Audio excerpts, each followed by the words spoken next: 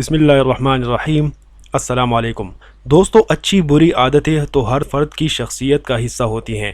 جیسے آپ دوسروں کی بات کاٹتے ہو، جو کہ کچھ زیادہ بڑی خرابی بھی نہیں، مگر کئی بار یہ کیریئر کے لیے تباہ کن ثابت ہو سکتی ہے اور ترقی کا راستہ روکتی ہیں۔ تو آپ اپنے اندر موجود ایسی بظاہر چھوٹی مگر کیریئر کے لیے تباہ کن عادات کی شناخت کیسے کر سکتے ہیں تاکہ آگے بڑھتے قدم رک نہ سکے؟ یہاں ہم ایسی ہی کچھ عادات کا ذکر کرتے ہیں جو آپ کے کام پر اثر انداز ہو کر کیریئر کو مشکلات کا شکار کر سکتی ہیں۔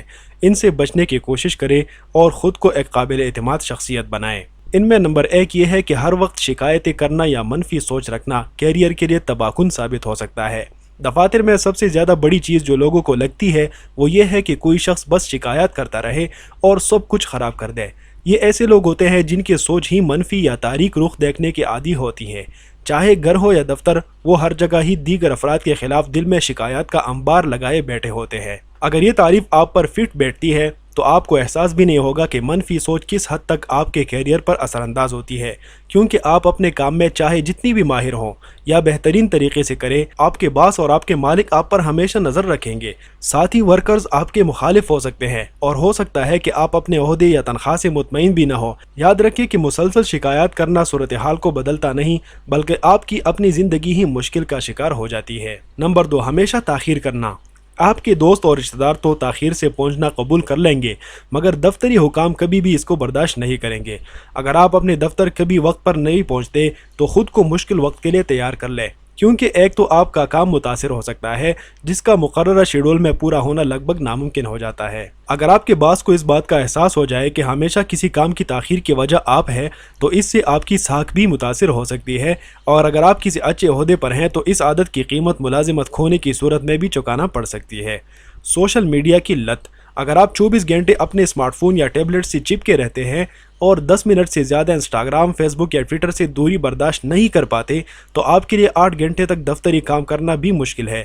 اگر آپ بار بار سوشل میڈیا نوٹیفیکیشنز کی وجہ سے اپنا کام روکتے ہیں تاکہ کمنٹس کر سکیں، تصاویر لائک کر سکیں یا نیوز فیڈ پر تازہ ترین نیوز پڑھ سکیں، تو آپ اپنے کام پر مطلوبہ توجہ نہیں دے پاتے، جو اکثر دفاتر کے حکام کے لیے قابل برداشت نہیں ہوتا۔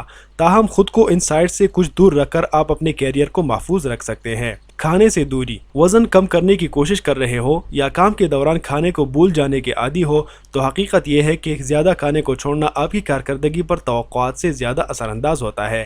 دن بھر کے کاموں کے لیے آپ کو زیادہ سے زیادہ جسمانی اور ذہنی توانائی کی ضرورت ہوتی ہے، خاص طور پر اگر آپ کوئی زیادہ محنت طلب کام کرتے ہیں۔ دوپہر کے کھانے کو چھوڑنا بتدریج آپ کی ملازمت کی کارکردگی پر اثر انداز ہو سکتا ہے اور آپ سستی، چڑچڑاپن اور ذہن پر دھند سی محسوس کرنے لگتے ہیں۔ ٹال مٹول سے کام لینا۔ ہر فرد ضرورت پڑنے پر کسی کام کو ٹالنے کی کوشش کرتا ہے۔ اگر آپ کسی کام کے لیے خود کو پرجوش محسوس نہیں کرتے تو اسے کل تک یا کسی اور دن کے لیے التوا میں ڈال دینا آسان ہوتا ہے، مگر کیا آپ کو معلوم ہے کہ یہ عادت آپ کی صحت پر بھی منفی اثر مرتب کرتی ہے، کیونکہ وہ بیمار ہونے کے بعد ڈاکٹر کے پاس جانے سے بھی ایسے ہی گریز کرتے ہیں، جبکہ آخری وقت تک انتظار کرتے رہنے کی وجہ سے مالی حیثیت پر بھی اثرات مرتب ہوتے ہیں۔ مگر یہ کام اور کیریئر کے لیے تباہ کن عادت ہے۔ اگر آپ اس عادت کے شکار ہے تو ممکنہ طور پر آپ اہم ترین کاموں کو آخری منٹ تک ٹالے رکھتے ہیں، اور اس کا نتیجہ اہداف کے حصول میں ناکامی یا اسے پورا کرنے کے لیے جلد بازی کی صورت میں نکلتا ہے، اور ناکامی صرف آپ کو نہیں پورے دفتر کو متاثر کرتی ہے، جس سے ملازمت بھی خطرے میں پڑ جاتی ہے۔ تمباکو نوشی۔